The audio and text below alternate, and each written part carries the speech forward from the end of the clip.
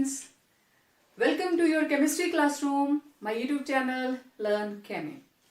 तो previous lectures के अंदर आप लोगों ने पढ़ा, समझा properties of cathode rays, anode rays, discovery of electron, discovery of proton. तो जब ये दोनों चार्जेस डिस्कवर हो गए तो अब अगली बात ये थी कि किसी भी एटम के अंदर ये पॉजिटिव और नेगेटिव चार्ज कहाँ पे रहते हैं, उनकी पोजीशन क्या है, किस तरीके से वो किसी एटम के अंदर पैक्ड है, अरेंज्ड है। तो बहुत सारे साइंटिस्ट ने इसके ऊपर काम किया है। हमारा जो मेन काम है इस चैप्टर के अंदर, अभी जिस लेक्चर के अंदर हम बात करेंगे, that is development of atomic structure. और छोटी क्लासेस में आप पढ़कर आए हैं, 9th 10th में आपने पढ़ा है इसके बारे में सारा कुछ। It starts from J.J. Thomson, followed by Rutherford, then Neil Bohr, and after that, in the present scenario, we are studying mechanical approach, right? Quantum mechanical approach to structure of atom. So let us begin with work of J.J. Thomson. So we will talk about now development of atomic structure. So first person, it was J.J. Thomson. It was J.J. Thomson in 1909, right? 1909, he proposed a model for atom, because after the discovery of positive charge and negative charge related to an atom, J.J. Thomson, he just put these both charges together कि एक atom के अंदर ये दोनों charges किस तरीके से रखे गए होंगे, पॉजिटिव कहाँ होगा और नेगेटिव कहाँ पे होगा। तो जो उसका मॉडल है J.J. थॉमसन का, it's like plum pudding model. Plum pudding इसलिए क्योंकि वेस्ट के अंदर वो लोग पुडिंग ज्यादा खाते हैं प्लम्स डालकर। इसको हम जैसे रेजिन्स, आप लोग खीर खाते हो, खीर के अंदर ऊपर से आपने ड्राई फ्रूट्स डाल दिए तो it becomes plum pudding model, right. तो उसमें जो खीर है, व्हाइट पोर्शन पूरी कटोरी में फैला हुआ है और उसमें कहीं कहीं पे रेजिन्स, ड्राई फ्रूट्स धसे हुए होंगे। तो ये पूरे का पूरा पोर्शन जितना भी है, सारे का सारा पॉजिटिवली चार्ज, और उसमें कहीं कहीं पे इलेक्ट्रॉन्स जो है वो धसे हुए हैं इस तरीके से। तो इसका बेस्ट एग्जांपल हम अपने सिनेरियो में करें, वाटरमेलन। आजकल तो सीजन है, सभी खा रहे हैं। तरबूज, आप तरबूज को काटते हो, red portion positive charge and black seeds, they are just embedded in it. वो क्या है? इलेक्ट्रॉन्स। तो J.J. Thomson was of the opinion that this is the structure of atom. This was the atomic structure according to J.J. Thomson, कि ये पूरे का पूरा portion क्या है? पॉजिटिवली चार्ज्ड, और उसके अंदर जो इलेक्ट्रॉन्स है वो एम्बेडेड हैं। These are embedded. Embedded मतलब they are not moving, they are stationary, right? Embedded है, वो धसे हुए हैं, और जितना पॉजिटिव चार्ज है उतना नेगेटिव चार्ज है, इसीलिए एटम क्या होती है? न्यूट्रल। उस टाइम तक इतने ज्यादा इक्विपमेंट्स डेवलप्ड नहीं थे, सो थॉमसन के पास जितनी जानकारी थी उसने उस चीज को हमारे सामने रख दिया। ओके, कुछ सालों तक ऐसे ही चलता रहा कि एटम का जो स्ट्रक्चर है वो यही होता है। J.J. थॉमसन इसको फॉलो किया रदरफोर्ड ने। J.J. थॉमसन के बाद आया Rutherford, and it was the turning point in the history of atomic structure. अब देखो, जब भी कोई साइंटिफिक डिस्कवरी होती है, रिसर्च होती है, पहले तो यही होता है जो चीज रिसर्च हो चुकी है उसको दोबारा से उसी चीज को फॉलो किया जाता है। That is why it is called research. कि एक बार तो वो सर्च आउट हो चुका है, उसको बार बार रिसर्च किया जाता है कि जो इसने फाइंडिंग्स दी हैं, आर दीज ओके, क्या वो फाइंडिंग सही है। तो रदरफोर्ड ने थॉमसन के मॉडल को ओके, उसने बोला ठीक है, थॉमसन का मॉडल जो है वो बिल्कुल ओके है, तो मैं इसके साथ एक एक्सपेरिमेंट करके देखता हूं। व्हाट ही डिड, उसने एक लेड का ब्लॉक लिया और उसके अंदर रखा रेडियो एक्टिव मटेरियल, और रेडियो एक्टिव मटेरियल से उसको क्या चाहिए था, अल्फा पार्टिकल्स। तो यहां से निकले अल्फा पार्टिकल्स, ठीक, अल्फा पार्टिकल्स। फिर उसने रास्ते में लगाई स्लिट। स्लिट लगाने का मतलब कि पीछे से चाहे जितनी मर्जी स्ट्रीम चली आए, यहां से वो एक लाइन में जाएंगे, ठीक है, यहां से वो एक लाइन में जाएंगे, सो दैट ये जो पीछे से इतना बड़ा वहां पे स्ट्रेंथ आ रही है वो पूरी नहीं जाएगी, वो एक लाइन में जाएंगे, राइट, इसलिए स्लिट लगाई जाती है। अब ये जो अल्फा पार्टिकल्स हैं, अब ये स्ट्राइक करेंगे, यहां पे गोल्ड की एक थिन फॉइल रख दी गई, this is thin foil of gold, gold की फॉइल रख दी, ओके। फिर इतना ही नहीं, ये डायरेक्ट इसके ऊपर जाके स्ट्राइक करेगा, अल्फा पार्टिकल्स जो हैं ये डायरेक्ट इस फॉइल के ऊपर स्ट्राइक करने वाले हैं। इसके साथ एक स्क्रीन लगा दी गई, इट वॉज अ स्क्रीन। अब देखिए स्क्रीन लगाने का मतलब क्या था, इस स्क्रीन के ऊपर कोटिंग है जिंक सल्फाइड की, ठीक है, इस कोटिंग के ऊपर यहां पे है जिंक सल्फाइड। अब जिंक सल्फाइड, यहां से आए अल्फा पार्टिकल्स, आपको ये एरो दिखाई दे रहा है, एक्चुअली एरो का मतलब अल्फा पार्टिकल नहीं है, अल्फा पार्टिकल है helium nuclei, this is alpha particle helium nuclei. तो मतलब ये है कि एक पार्टिकल, दूसरा पार्टिकल, तीसरा पार्टिकल, चौथा पार्टिकल, ये पार्टिकल ऐसे लाइन में चले हुए हैं, ठीक है, एक के पीछे एक चले हुए हैं। जैसे ही इसके साथ टकराए, अब हमें ये गोल्ड की फॉइल है, दिस इज गोल्ड फॉइल, ठीक है, ये क्योंकि मुझे यहां पे लाइन नहीं लगानी है, ओके। तो ये देखने में आया इस स्क्रीन का क्यों, ये स्क्रीन क्यों लगाई थी, ये अल्फा पार्टिकल जिस वक्त इस फॉइल को क्रॉस करेंगे, ये फॉइल इतनी पतली है कि अल्फा पार्टिकल्स इसको क्रॉस करके आगे निकल जाएंगे, बिल्कुल एक एटम वाली लेयर है ये, क्रॉस करके ये कहां जाएंगे, किस तरह की डिफ्लेक्शंस हुई, हमें उस चीज को देखना था। तो इस गोल्ड फॉइल में से जब अल्फा पार्टिकल्स आगे क्रॉस हुए, तो यहां पे इस तरीके से यहां पे डॉट्स दिखाई दी, ठीक है, डॉट का मतलब कि ये अल्फा पार्टिकल सीधे यहां टकरा रहे हैं निकल के, मींस मैक्सिमम अल्फा पार्टिकल्स सीधे निकल गए, इनमें किसी तरह की डिफ्लेक्शन नहीं आई। कुछ एक दे वर डिफ्लेक्टेड ऑन स्मॉल एंगल्स, ठीक है, ये अनडिफ्लेक्टेड निकल गए, इनमें किसी तरह की डिफ्लेक्शन नहीं आई, एंड अ फ्यू, थोड़े से deflection on small angle, small angle के ऊपर डिफ्लेक्शन हुई, okay.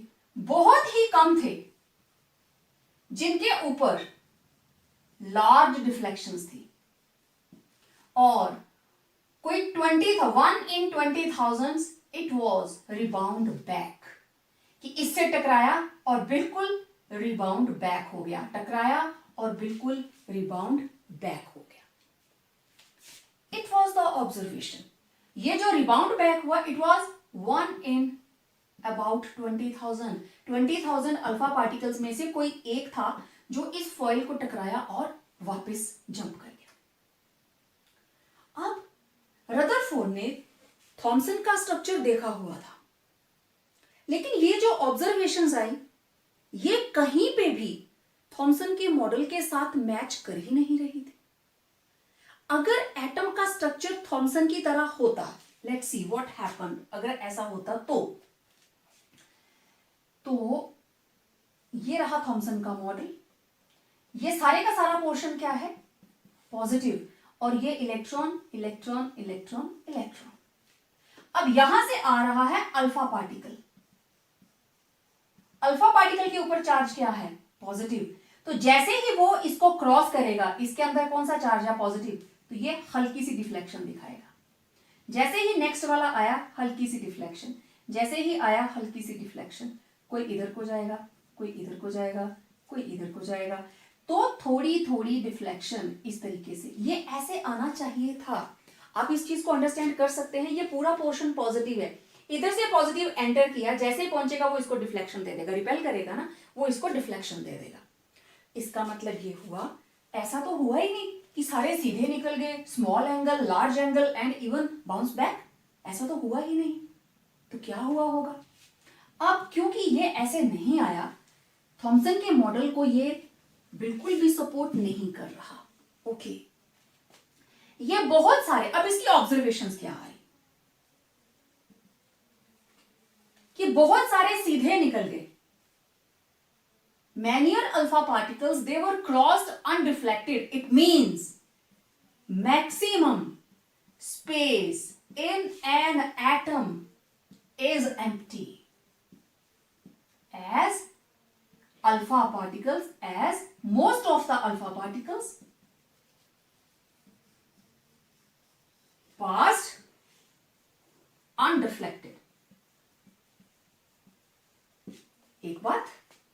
Now second, there was deflection at small angle and at large angle. इसका मतलब ये हुआ, डिफ्लेक्शन कहां से आएगी, पॉजिटिव चार्ज से। तो वो जो पॉजिटिव चार्ज है वो एटम के अंदर कहीं ना कहीं कंडेंस्ड फॉर्म में पड़ा हुआ है, it is somewhere in condensed form, और इतना कंडेंस्ड है कि जब पार्टिकल के ऊपर पार्टिकल हिट करेगा तभी वो स्मॉल एंगल या लार्ज एंगल पे डिफ्लेक्शन करेगा। आप लोगों ने कंचे खेले होंगे, जब कंचे के ऊपर कंचा लगेगा तभी वो दोनों अपनी डायरेक्शंस चेंज करते हैं, ठीक है ना। तो सीधे निकल गए means maximum space is empty, तो there was deflection at small angle, small and large angle deflection means positive charge is condensed in somewhere center of an atom, कि वो जो पॉजिटिव चार्ज है वो एटम के कहीं सेंटर में पड़ा हुआ है, और इसने उसको नाम दिया, he called it as nucleus, कि ये कैसा होता है, it is like a nucleus. Okay, अब जरा इसकी ऑब्जर्वेशंस को हम देखें। पॉजिटिव चार्ज कंडेंस्ड भी है और एटम के अंदर सेंटर में प्रेजेंट है, और जो इलेक्ट्रॉन्स हैं, electrons are revolving around nucleus. Electrons जो है वो न्यूक्लियस के अंदर नहीं है, वो उसके अराउंड रिवॉल्व कर रहे हैं, बिल्कुल ठीक। अब इन ऑब्जर्वेशन के हिसाब से, आपने ऑब्जर्वेशंस देख ली, मुझे इसको हटाना पड़ेगा, सुन लिया आपने ऑब्जर्वेशंस अच्छे से। अब मैं डायग्राम के साथ इसको एक्सप्लेन करती हूँ आप लोगों को, क्योंकि ये एक्सपेरिमेंट मुझे अभी यहां बनाए रखना है। ओके, अब देखें, इस चीज को लाने के लिए मैं ऐसा करती हूं, मैं गोल्ड की 4 एटम्स को ड्रॉ कर रही हूं,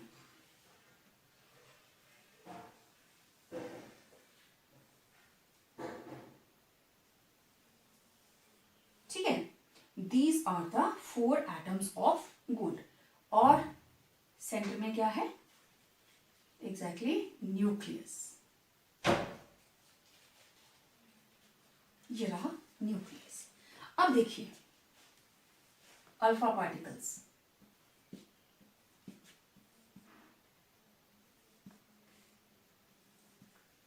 अब देखो कितनी जगह खाली है, एटम के साथ एटम ऐसे ही जुड़ी होती हैं, तो maximum space is empty, that is why alpha particles are passing through it without any deflection. Clear? अब देखिए, जो अल्फा पार्टिकल बिल्कुल इसके ऐसे नजदीक आएगा, न्यूक्लियस के बिल्कुल नजदीक आएगा, it will suffer a small deflection, जो बिल्कुल इसके नजदीक आएगा it will suffer a small deflection, लेकिन जो इसके ऊपर आएगा it will be having large angle deflection, और जो इसके बिल्कुल ऊपर आएगा it will B bounced back. जो इसके नजदीक से निकलेगा स्मॉल एंगल डिफ्लेक्शन, जो इसके नजदीक से निकलेगा स्मॉल एंगल डिफ्लेक्शन, और जो इसके बिल्कुल पास आ जाएगा, ये देखो बिल्कुल इसके नजदीक आ गया, तो it will be suffering a large deflection. तो यहां से अगर इस तरीके का स्ट्रक्चर जो रदरफोर्ड मान के चल रहा है कि मैक्सिमम स्पेस इज एम्प्टी, तो बिल्कुल दिखाई दे रहा है।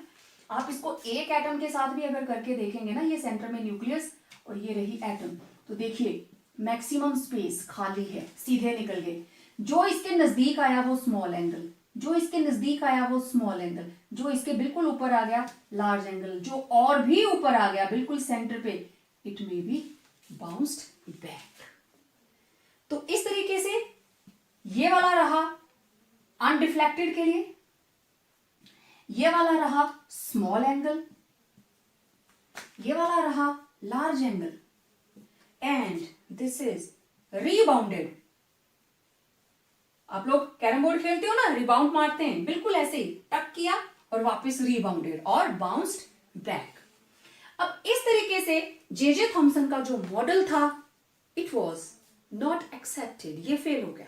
रदरफोर्ड ने थॉमसन के मॉडल को हटा दिया और उसने एटॉमिक मॉडल के लिए अपने कुछ पॉइंट्स दिए इस एक्सपेरिमेंट के बाद।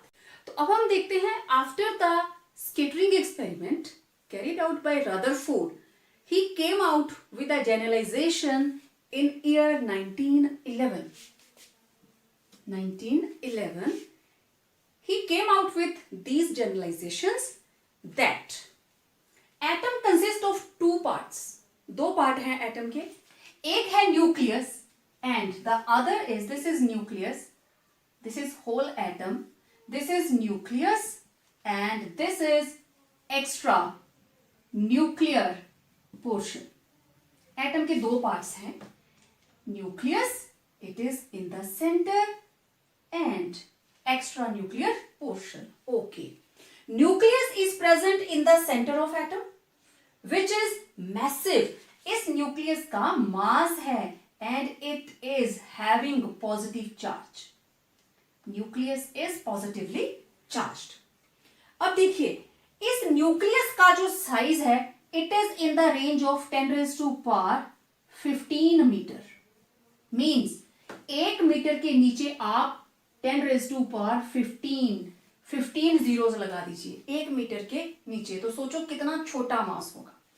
और इस पूरी एटम का इसका जो साइज है, this is radius of nucleus in the range of 10⁻⁵ metre, और इस पूरी एटम का, ये पूरी एटम है, पूरा डायमीटर होगा, ये रेडियस 10⁻⁻10 मीटर, और ये वाला ये देखिए इतना जो रेडियस है इट इज 10⁻⁻15 मीटर। तो अगर आप पूरे न्यूक्लियस की बात करें it will B doubled, right, ये डबल हो जाएगा। इसके एटम का पूरा आप डायमीटर निकालेंगे तो इट विल बी डबल। तो आप यहां से आइडिया लगा सकते हैं न्यूक्लियस कितना स्मॉल होता है। It is massive and positively charge, small space के अंदर सेंटर में रखा हुआ है। अब ये पॉजिटिव चार्ज किसकी वजह से है? Positive charge is due to the presence of protons, right. Now every atom has different number of protons. Hydrogen के अंदर 1 प्रोटॉन होगा, हीलियम के अंदर 2 प्रोटॉन्स होंगे। Every atom differs in the number of protons. Okay, तो इसका मतलब ये हुआ that different metals, different elements, they will be having different magnitude of positive charge on nucleus. सभी के न्यूक्लियस के ऊपर पॉजिटिव चार्ज का मैग्नीट्यूड डिफरेंट होगा। क्यों? क्योंकि हर एटम के अंदर नंबर ऑफ प्रोटॉन्स क्या है, डिफरेंट है। Next, electrons are present in extra nuclear portion. Electrons इस एरिया में है, एक्स्ट्रा न्यूक्लियर पोर्शन में। Total positive charge on nucleus, इस न्यूक्लियस के ऊपर टोटल पॉजिटिव चार्ज कितना है due to protons? it will always be equal to total negative charge on electrons. तो एटम के अंदर जितने प्रोटॉन होंगे उतने ही न्यूट्रॉन्स होंगे. There will be always number of protons and electrons equal to each other. That is why atom is neutral. Number of proton and number of electrons same होंगे. Then electrons in extranuclear portion are not stationary, as Thomson said that they are embedded. These electrons are not embedded. Actually, these are revolving around the nucleus in circular path known as orbit. उस circular path को बोलते हैं orbit. और देखिए ये positive charge, ये negative charge, जब इसके सराउंडिंग वो मूव करेगा, घूमेगा, there will be creation of centrifugal force. ठीक है, सेंट्रीफ्यूगल फोर्स आप करके देख सकते हैं. एक छोटी सी रस्सी के साथ आपके घर में कोई छोटी सी बकेट होगी, प्लास्टिक की बकेट ही लेना. आप बकेट लीजिए, धागे के साथ बांधिए और उसको अपनी बॉडी के अराउंड ऐसे घुमाने की कोशिश करना. तो जो वो बकेट होगी आपकी बॉडी से दूर जाएगी, है ना. आपने झूले देखे होंगे, मैरीगो राउंड्स देखे होंगे कि जब चलते हैं ऐसे वो नीचे को होंगी स्ट्रिंग्स उसकी, जब वो चलता है तो झूला बाहर को खुल जाता है. तो that is due to centrifugal force. तो they revolve in circular path known as orbit. Revolving electrons are having centrifugal forces which keep electrons away from nucleus. Now these electrons are also known as planetary electrons. Planetary electrons, like nucleus in the center like a sun, and electrons are revolving around it in their orbits like planets. तो इनको planetary electrons भी कहा गया.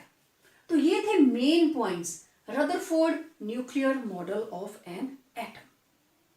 Okay, अब 1911 में Rutherford ने experiment के बाद ये जनरलाइजेशन दे दी. मैं एक बार फिर से आपको क्विकली बता देती हूँ दैट एटम के अंदर दो पोर्शन है, एक न्यूक्लियस और उसकी आउटर मोस्ट जो कवरिंग है उसके बीच का space, that is extra nuclear portion. Nucleus centre में है, मैसिव है and is having positive charge, क्योंकि अल्फा पार्टिकल्स टकरा के वापस जा रहे थे, तो इट इज पॉजिटिवली चार्ज्ड. बिल्कुल ठीक. नाउ हर एटम के अंदर नंबर ऑफ प्रोटॉन्स अलग होते हैं, डिफरेंट होते हैं, इसलिए हर एटम के ऊपर magnitude of positive charge will be different. अब जो इलेक्ट्रॉन्स हैं they are present in extra nuclear portion, but they are not embedded, they are not stationary, they are revolving around the nucleus in circular path known as orbit. Okay, तो electrons को हमने क्या बोल दिया, planetary electrons. अब किसी atom के अंदर जितने प्रोटॉन होंगे उतने ही इलेक्ट्रॉन होंगे. Number of proton will always be equal to number of electrons. That is why atoms are neutral. Electron देने और लेने का काम वो हम बाद में बात करेंगे. Atom is basically neutral. तो it was Rutherford's nuclear model of an atom. Since 1920 तक रदरफोर्ड के मॉडल को ही फॉलो किया जाता था, लेकिन रदरफोर्ड ने ही इस चीज को आइडेंटिफाई किया that certain element they are having mass. उनका मास उतना नहीं आ रहा है जितना सिर्फ प्रोटॉन की वजह से आना चाहिए. उनका मास थोड़ा एक्स्ट्रा आ रहा है. ठीक है, जैसे मैं एग्जांपल आपको अगर दूं, N7 14, ओके, C6 12, O8 16. ये रहता है एटॉमिक नंबर और ये है एटॉमिक मास. मैंने आपको बताया number of proton is equal to always equal to number of electrons.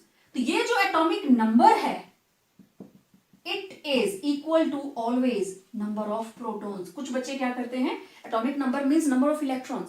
Number of electrons vary कर सकता है केटाइन और एनाइन में, प्रोटॉन कभी भी चेंज नहीं होते.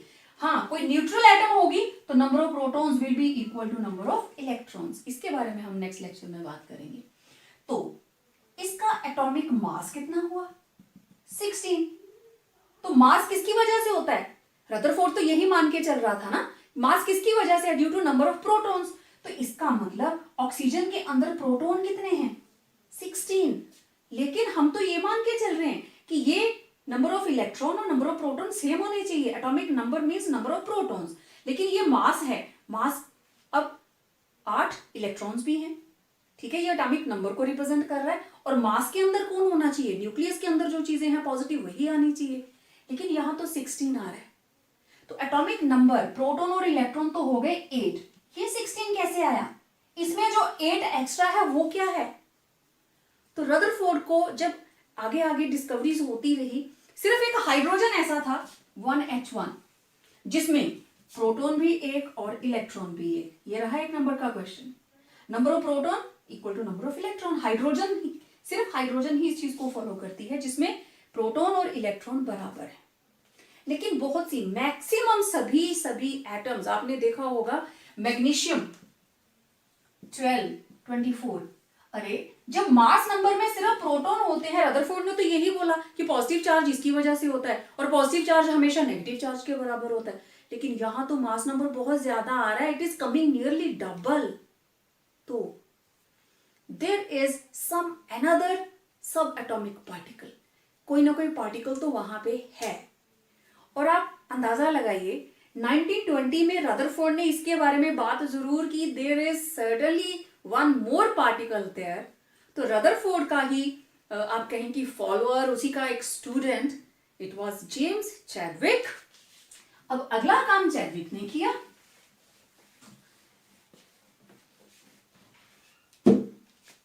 चैडविक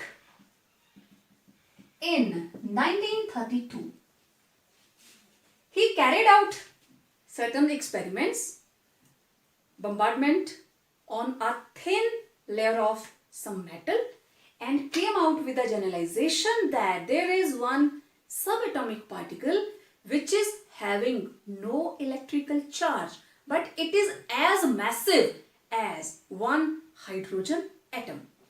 तो मास उसका है equal to mass of an atom of hydrogen, but charge नहीं है।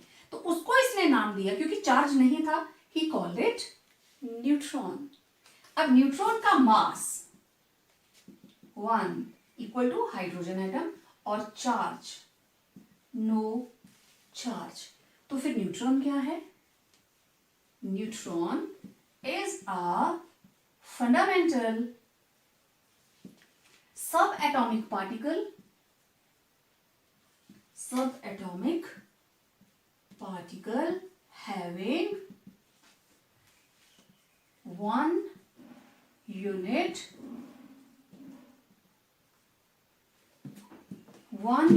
mass and no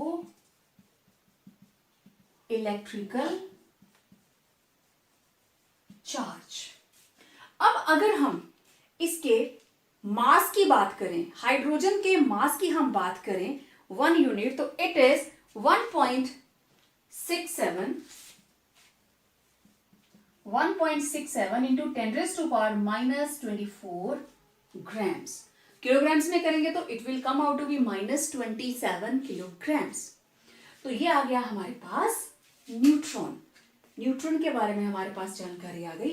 तो 1920 में after 10 years of the Rutherford's, जो भी उसने जनरलाइजेशन दी एटॉमिक स्ट्रक्चर के बारे में, he was continuously working on it with its coworkers, and in the year of 1932 a new sub atomic particle was discovered, that was neutron. तो अब जब बात आएगी N714 मीन्स 7 से 7 कैंसल, तो 14 - 7, 7 इसमें क्या है?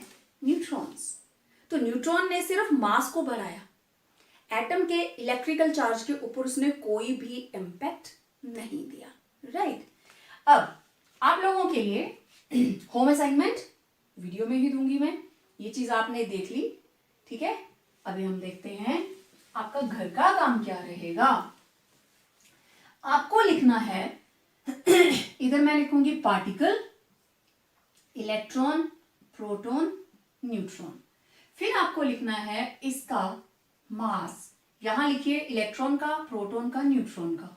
फिर आपको लिखना है यहां पे चार्ज, इलेक्ट्रॉन, प्रोटॉन, न्यूट्रॉन। अब देखो ये आपको दोनों दोनों वैल्यूज लिखनी है। इलेक्ट्रॉन का मास कितना था, 9.1 इंटू 10⁻28 ग्राम्स, राइट। प्रोटॉन का मास कितना है, 1.67 इंटू 10⁻24 ग्राम्स। न्यूट्रॉन का मास, न्यूट्रॉन और प्रोटॉन का मास सेम होगा। जब आप लिख लेंगे ना टेबल कंप्लीट हो जाएगा। ओके, तो डिस्कवर्ड बाय इनके डिस्कवरर का नाम लिखिए। Electron by J Thomson, proton E Goldstein, neutron by Chadwick. Okay, next हम ले लेते हैं ईयर ऑफ डिस्कवरी। कौन से साल में डिस्कवरी हुई, तीनों की लिखिए। और लास्ट में मैं एक चीज और ऐड करूंगी, लाइफ स्पैन। इसका लाइफ स्पैन क्या होता है, एक इलेक्ट्रॉन कितनी देर तक जिंदा रह सकता है, how much time it can remain an electron. Proton का लाइफ स्पैन लिखिए और न्यूट्रॉन का लाइफ स्पैन लिखिए। तो it's a matter of discovery for you people. ये टेबल आप लोगों को अपनी कॉपी में कंप्लीट करना है।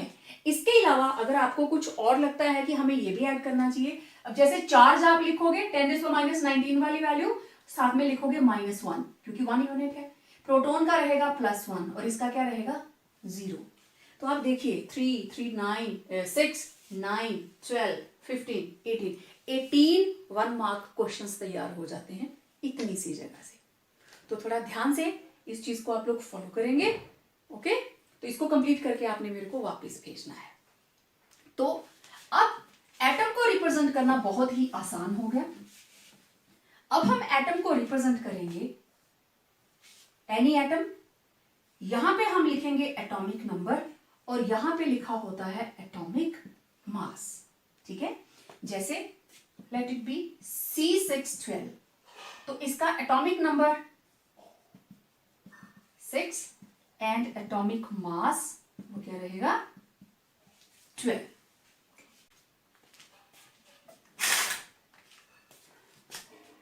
So now you know the method of representation of an atom.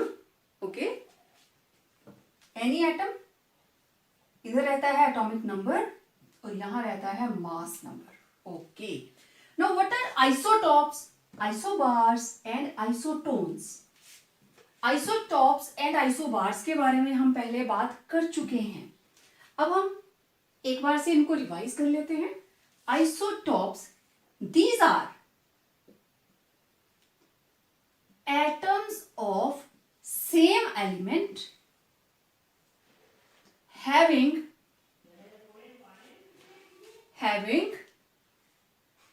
same atomic number but different atomic mass। Atomic number same लेकिन mass number क्या हो जाएगा डिफरेंट। ओके, एग्जाम्पल देखें, hydrogen, it is having 3 isotopes, 1H1, 1H2, 1H3। तो देखिए सभी का atomic number 1, लेकिन ऊपर देखिए मास नंबर 1, 2, 3 डिफरेंट हो गया। सिमिलरली कार्बन के भी 3 हैं, C612, C613, C614, atomic number 6, atomic mass 12, 13, 14। तो these are isotopes. Now let us see what are isobars. इसका बिल्कुल उल्टा, these are atoms of different elements. अब डिफरेंट एलिमेंट्स है तो उनका सेम क्या हो सकता है, मास सेम हो सकता है, नंबर सेम नहीं होगा। Having same mass number but different atomic number.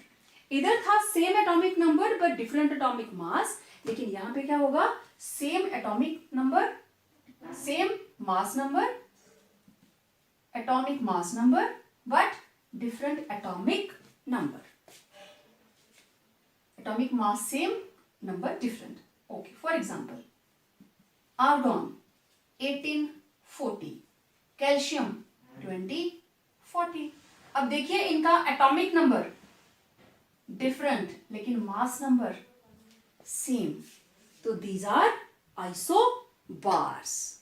Okay, now what are isotones? These are atoms of different elements having same number of neutrons. Neutron का नंबर सेम होगा. ठीक है, example देखते हैं. C614, N715 and O816. Done. अब देखिए जरा atomic number 6, 7, 8. Okay, mass number 14, 15, 16. तो नंबर ऑफ न्यूट्रॉन्स कैसे निकालते हैं? Mass number minus atomic number. 14 minus 6 8, 15 minus 7 18, 8, 16 minus 8 again 8. They are having same number of neutrons. Those are called isotones. आपको options दी जाएं multiple choice के उसमें, option A कि इनमें से कौन आइसोटोन्स का ग्रुप है. तो एक में आपको दिया है C614, O816. दूसरे ग्रुप के अंदर आपको दिया है 1H1, 1H2. तीसरे में आपको दिया है late it B calcium 2040 and argon 1840. तो बताओ इसमें से पेयर ऑफ आइसोटोन्स कौन से हैं? तो आप इसको आइडेंटिफाई कर सकते हैं. राइट. तो क्वेश्चन आइसोटॉप्स के लिए भी ऐसे आ सकता है, आइसोबार्स के लिए भी ऐसे आ सकता है. तो ये तीनों टर्म्स को आपको अच्छे से ध्यान में रखना है, बिल्कुल भी कंफ्यूजन क्रिएट नहीं करना. ठीक है, जो स्क्रीनशॉट लेना चाहते हैं मैं साइड हो जाती हूं, आप स्क्रीनशॉट ले सकते हैं. ओके, अब अगली बात करते हैं. अब आपने मास नंबर की बात कर ली, एटॉमिक नंबर की बात कर ली. अब हम ये देखेंगे हमें पेपर में क्वेश्चन कैसे आएगा. पेपर के अंदर हमें इलेक्ट्रॉन, प्रोटॉन, न्यूट्रॉन कैलकुलेट करने को कहा जाएगा. ओके, तो calculate number of electrons, protons and neutrons इन. अब मैं इसको ओपन छोड़ देती हूँ. चलिए पहले हम देखते हैं कार्बन के अंदर C612. ठीक, जब कुछ भी ना लिखा हो तो हम नॉर्मल कार्बन लेते हैं कि इट इज नॉर्मल कार्बन, उसका आइसोटॉप नहीं लेंगे. तो इट विल बी C612. तो atomic number equal to number of protons, तो कितना है 6. फिर आया इसका mass number, it is equal to number of neutrons plus number of protons, it is equal to 12. तो यहां से नंबर ऑफ न्यूट्रॉन्स आ जाएंगे. Neutron will be 12 minus proton कितने हैं 6, तो neutron will B 6. Simple. Okay, calculate number of electrons in Na positive, Cl negative, O2 negative, calcium 2 positive. मैंने 4 लिख लिए यहां पे, इधर कर देती हूँ कैल्शियम को, कैल्शियम 2 पॉजिटिव. इसमें मुझे नंबर ऑफ इलेक्ट्रॉन्स निकालने हैं. चलिए हम प्रोटॉन भी लिख लेंगे, सब कुछ लिख लेंगे. सबसे पहले सोडियम. सोडियम का एटॉमिक नंबर 11 और मास नंबर होता है 23. तो सोडियम के अंदर प्रोटॉन कितने हैं 11, इलेक्ट्रॉन कितने हैं 11. सोडियम से बना Na positive by the loss of 1 electron. Positive का मतलब एक इलेक्ट्रॉन चला गया. तो इसमें प्रोटॉन कितने रहे 11, लेकिन इलेक्ट्रॉन कितने रह गए 10. ये चीजें आपने करी हैं छोटी क्लासेस में. फिर बात करें क्लोराइड की. क्लोराइड कैसे बना? क्लोरीन एक इलेक्ट्रॉन एक्सेप्ट करेगी और बन जाएगी Cl नेगेटिव. अब देखिए क्लोरीन एटॉमिक नंबर 17 और इसका मास रहता है 35.5। तो क्लोरीन के नंबर ऑफ प्रोटॉन्स कितने 17 और नंबर ऑफ इलेक्ट्रॉन्स कितने 17। अब देखो इसने एक इलेक्ट्रॉन एक्सेप्ट कर लिया, बन गया Cl नेगेटिव। Cl नेगेटिव में प्रोटॉन तो 17 ही रहेंगे, लेकिन इलेक्ट्रॉन्स कितने हो गए 18। क्लियर। अब देखें O2 नेगेटिव। O2 नेगेटिव के अंदर क्या हुआ, oxygen, it will accept 2 electrons and form O2 negative. Oxygen का एटॉमिक नंबर 8 और 16, मतलब इसमें प्रोटॉन कितने हैं एटॉमिक नंबर के बराबर 8 और इलेक्ट्रॉन्स भी कितने हैं 8। लेकिन अब जब इसने 2 इलेक्ट्रॉन ले लिए, अब इधर क्या बना, प्रोटॉन तो 8 ही रहे लेकिन इलेक्ट्रॉन कितने हो गए 8 + 2 = 10। सिमिलरली हम कैल्शियम की बात करें, कैल्शियम से बन रहा है calcium 2 positive by the loss of 2 electron. किसी भी एटम के ऊपर पॉजिटिव चार्ज कब आता है, जब उसके इलेक्ट्रॉन बाहर चले जाएंगे, और नेगेटिव कब आता है, क्योंकि न्यूट्रल एटम है, कोई नेगेटिव आएगा तो it will show negative charge overall. Calcium 2040, proton 20, electron 20। Now after the loss of 2 electrons, proton they will remain 20 and electrons will be 18। क्योंकि 18 कैसे आया, 20 थे ना, 2 चले गए, इस साइड प्लस है ना, ये निकल गए 2, तो इट विल बी 18। अब देखो मैंने आपको बोला था ना कि atomic number is always equal to number of protons. देखिए नंबर ऑफ प्रोटॉन फिक्स है, चेंज क्या कर रहा है, नंबर ऑफ इलेक्ट्रॉन्स। तो इस तरीके से पेपर के अंदर आपको किसी के भी, चाहे वो न्यूट्रल एटम हो, चाहे केटाइन हो, चाहे एनाइन हो, तो आप इसको इस तरीके से सॉल्व करेंगे। ओके, अब मैं एक टेबल बनाने जा रही हूं, उस टेबल को फिलअप करना है। मैं आपको सिर्फ एक एग्जांपल दूंगी और बाकी आप लोग मुझे कंप्लीट करके भेजेंगे। तो this is complete the table. मेरे पास है, first of all it is particle, okay, particle. उसके बाद हम लेंगे atomic number, then atomic mass, then number of electrons, number of protons and number of neutrons। बस ये पता करना है, ठीक है। अब पार्टिकल कौन कौन सा लिया है, this is fluorine, this is magnesium 2 positive, sulphur, phosphorus 3 negative, ठीक है। फ्लोरीन का एटॉमिक नंबर गिवन है 9 और इसका मास नंबर गिवन नहीं है, ये मैं बॉक्स बना रही हूं। नंबर ऑफ इलेक्ट्रॉन्स नहीं बताए हैं, नंबर ऑफ प्रोटॉन्स नहीं बताए हैं, लेकिन नंबर ऑफ न्यूट्रॉन्स बताए हैं, दीज आर 10। ये हो गई फ्लोरीन की बात। नेक्स्ट मैग्नीशियम के बारे में क्या जानकारी दी है, हमें नहीं पता इसका एटॉमिक नंबर कितना है, लेकिन मास नंबर गिवन है 24 एंड नंबर ऑफ इलेक्ट्रॉन्स हमें नहीं पता, but number of protons are 12 और नंबर ऑफ न्यूट्रॉन्स भी हमें निकालने हैं। Coming to sulphur, we don't know its atomic number, we are given with atomic mass is 32, then we don't know the number of electrons, number of protons are 16 and number of neutrons, again the box is empty, you have to fill it. Then phosphorus, it is having 3 negative charge, okay. We don't know its atomic number, we don't know its atomic mass number, but we know number of electrons and we know the number of neutrons. We don't know how many number of protons are there. Okay, मैं इसके साथ थोड़ा सा और add कर देती हूं, इसको थोड़े 2-4 और ऐड करते हैं। Late it B positive negative हो गया, तो O2 नेगेटिव, ठीक है, O2 नेगेटिव लेते हैं। तो O2 नेगेटिव के अंदर हमें इसका एटॉमिक नंबर गिवन है, इट इज 8।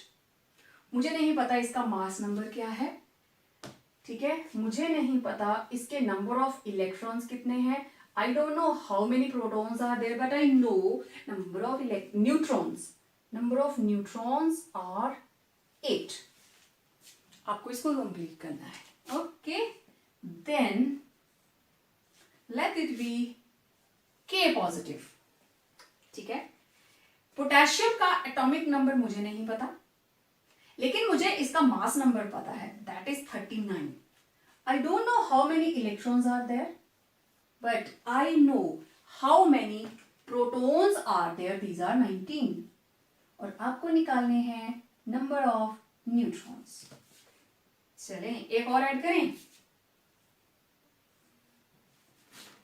तो late it B chlorine. Chlorine का मुझे नहीं पता एटॉमिक नंबर कितना है, but I no it's mass number 37. It is okay, क्योंकि इसके 2 आइसोटोप होते हैं, मैंने 35 वाला लिया है. Its mass number is 35. Chloride लेती हूं मैं, 1 negative extra charge. Okay, now I don't know how many electrons are there. Atomic mass मुझे पता है और नंबर ऑफ प्रोटॉन्स आर 17. तो आपको नंबर ऑफ न्यूट्रॉन्स निकालने हैं. इस टेबल को मैं चाहे जितना लंबा बनाना चाहूं मैं बना सकती हूं. अब आपको काम किस तरीके से करना है, आपको पता है नंबर, एटॉमिक नंबर किसके बराबर होता है, हम इसको Z से रिप्रेजेंट करते हैं. It is always equal to number of protons. Atomic mass किसके बराबर होगा, neutron plus protons.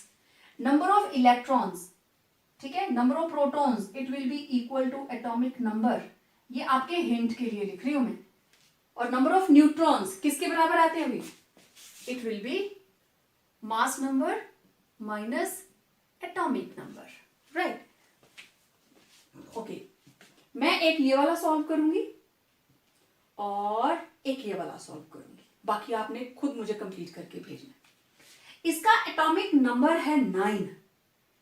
It means इसके अंदर नंबर ऑफ प्रोटॉन्स कितने हैं, 9. ठीक है, अब फ्लोरीन के ऊपर कोई भी चार्ज नहीं है, ना नेगेटिव ना पॉजिटिव, मींस ना इसने इलेक्ट्रॉन दिया ना इसने इलेक्ट्रॉन लिया. तो नंबर ऑफ प्रोटॉन्स आ गए 9, तो नंबर ऑफ इलेक्ट्रॉन्स भी कितने होंगे, 9. ओके, एटॉमिक मास किसके बराबर होता है, number of protons plus number of neutrons. तो कितने आए, 9 plus 10 19. It's too easy. Just focus on the relationship between mass number and atomic number. Okay. चलिए मैग्नीशियम का करते हैं. हमें नहीं पता इसका एटॉमिक नंबर कितना है. We are given with atomic mass. Okay. We are given with number of protons. तो जो नंबर ऑफ प्रोटॉन है वही तो उसका एटॉमिक नंबर होता है. अब नंबर ऑफ इलेक्ट्रॉन्स देखिए, इसके ऊपर है 2 पॉजिटिव चार्ज, मींस इसके 2 इलेक्ट्रॉन चले गए. अगर ये न्यूट्रल होता तो number of proton equal to number of electron थे, मींस 12 इक्वल टू 12 थे. लेकिन अब 2 electron, 2 positive charge means 2 electron चले गए, तो 12 में से 2 चले गए, कितने बचे, 10. एग्जैक्टली. उसके आगे आया नंबर ऑफ न्यूट्रॉन्स, किसके बराबर होता है, mass minus atomic number. 24 minus 12 it will be 12. इसके आगे मैं नहीं करूंगी, ये सारे का सारा आपको खुद कंप्लीट करके भेजना है. हाँ, इतना सा हिंट दे सकती हूं, जहां Cl नेगेटिव है, नेगेटिव है, नेगेटिव है, वहां इलेक्ट्रॉन्स का नंबर भरने से पहले अच्छे से सोच लेना, नेगेटिव चार्ज हो तो उतने इलेक्ट्रॉन ऐड होने हैं क्योंकि वो उसने टेक अप किए हैं. तो इस तरीके से अब आप लोगों ने इसको अच्छे से सॉल्व करके मुझे वापस भेजना है. तो आज आपने बहुत कुछ सीखा. रदरफोर्ड का स्कैटरिंग एक्सपेरिमेंट, इलेक्ट्रॉन प्रोटॉन के बाद हमने न्यूट्रॉन के बारे में जाना, और ये तीनों ही सब एटॉमिक पार्टिकल किसी एटम के लिए जरूरी क्यों है, न्यूट्रॉन ने क्या रोल प्ले किया, उसने हमें आइसोटोप, आइसोबार, आइसोटोन्स के बारे में जानकारी दी, and we were able to find a relationship between mass number, atomic number, electron, proton and neutron. So wait for our next upcoming video for the same chapter. Till then, stay home, stay safe.